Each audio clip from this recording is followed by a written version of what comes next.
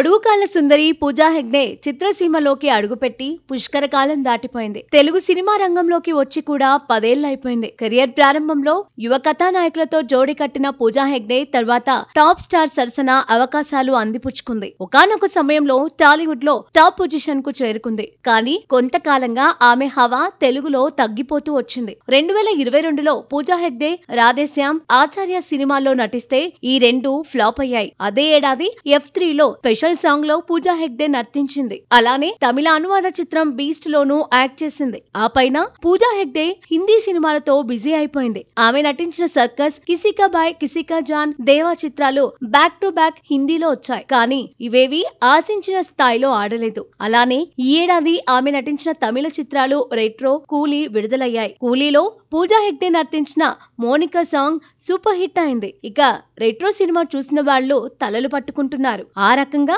గత కొంతకాలంగా పూజా హెగ్డే పలు పరాజయాలతో ప్రయాణం సాగిస్తోంది. తెలుగు స్ట్రైట్ సినిమాలో పూజా హెగ్డే నటించి ఏకంగా 3 ఏళ్లు గడిచిపోయింది. ఇదిలా ఉంటే ఇప్పుడు దుల్కర్ సల్మాన్ తెలుగులో చేయబోతున్న సినిమాతో పూజా హెగ్డే రీ ఎంట్రీ ఇస్తోంది. ఈ మూవీ కోసం ఆమెకు ఏకంగా 3 కోట్ల రూపాయల పారితోషికం ఇస్తున్నారనే ప్రచారం జరుగుతోంది. ఆగస్టులో ఈ సినిమా పూజా కార్యక్రమాలు జరిగాయి. రవి నేలకుదుటి దర్శకత్వంలో సుధాకర్ చెరుకూరి ఈ సినిమాను నిర్మిస్తున్నాడు. అయితే ఇది పాన్ ఇండియా మూవీ కావడంతో పూజా హెగ్డేకు ఆ స్థాయి రెమ్యునరేషన్ ఇస్తున్నారనే మాట కూడా వినిపిస్తోంది. ఇతర చిత్రసీమల్లోనూ మంచి గుర్తింపు ఉండటం వల్లే పూజా హెగ్డే డిమాండ్ కు మేకర్స్ తలొగ్గారని అంటున్నారు. ప్రస్తుతం పూజా హెగ్డే తమిళంలో కాంచనా 4, విజయ్ చివరి సినిమా జననాయగన్లలో నటిస్తోంది. అలానే చేతిలో 1-2 హిందీ సినిమాలు కూడా ఉన్నాయి. ఏది ఏమైనా తెలుగులో అసలు క్రేజే లేని ఆమెకు 3 కోట్ల రెమ్యునరేషన్ అంటే చాలా ఎక్కువే అనేవారు లేకపోలేదు. మరి పూజా హెగ్డేని